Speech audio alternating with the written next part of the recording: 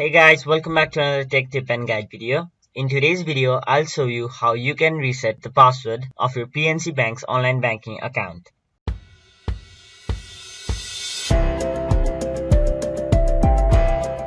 So first of all, open any web browser on your mobile device or a desktop and in the web address bar type in pnc.com and hit enter.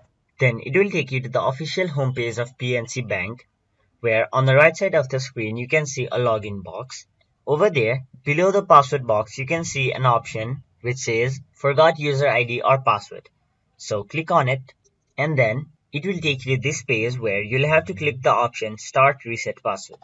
And now you'll have to type in your online banking user ID, social security number or tax identification number, and your full PNC account number. And once you've done that and filled up all the details required and followed all the steps provided, you can successfully reset the password of your PNC Bank's online banking account. So that is it for this video. Hope this video was helpful to you guys, and if it was, please make sure to like this video and subscribe to our channel for more informational and helpful videos like these.